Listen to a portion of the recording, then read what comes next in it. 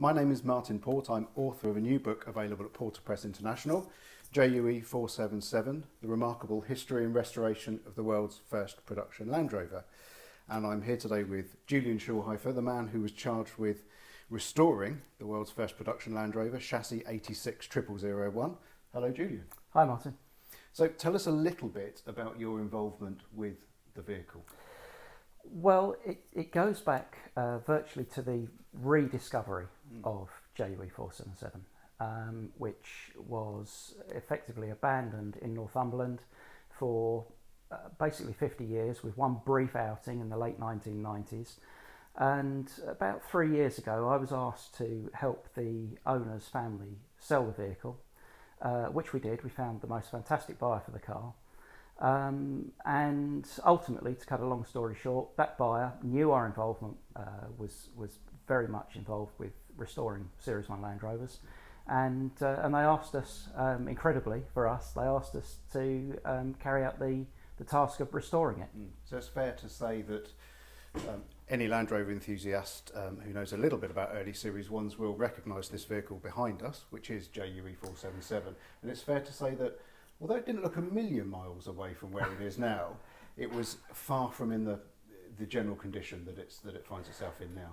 No, it was. It's been variously described by other people as a wreck, as unrestorable, but we took a view based on probably more knowledge of the vehicle than anyone has had in certainly the last 20 years. And careful studying of it at the time that we were involved in the sale of it, that over that period of time we took a view that it was very, very restorable, and actually the parts of the vehicle that were widely publicised as looking really rotten and unrestorable was just a tiny percentage of the vehicle.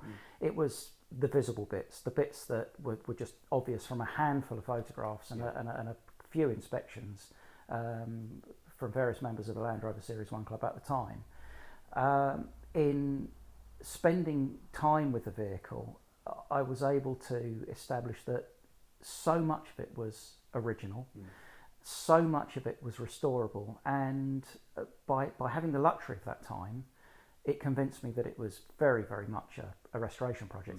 And in any case, with it being Land Rover number one, what were the alternatives? Yeah, absolutely. Leave it to remain dissolving in a barn or on an open farm.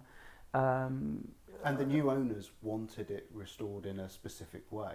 Well, they wanted to retain the look and feel of it, which is something that you went to great lengths to do. Absolutely. And I was tasked with the joyous task, if you like, of recording that for posterity, and that led to the book, obviously. Well, we were asked to produce an outline of how we felt it should be restored. And there were 3 or 4 ways. There was the don't do anything, leave it, put it under glass and leave it for all time to just be viewed as an unrestored vehicle. Then at the opposite end of the spectrum, there's the restore it to absolute perfection, erasing all of its history and effectively recreating a vehicle with the same ID. But then in the middle, there were 1 or 2 areas of middle ground. The first was leave it as a wreck, but make it start and function in a very basic way and do the absolute minimum, shore it up. And the other way was probably the most difficult, which was to maintain every single scrap of the vehicle that could be maintained whilst making it function properly as it was intended to do. And the new owners liked that idea, and I suppose I had to put my money where my mouth was. I suggested it could be done, and you know, I fulfil the task. And I then had to fulfil the task, and it was daunting. It's a huge project. Well, good to speak to you, and great to be involved in the project with you. Go and buy the book now. Thank you.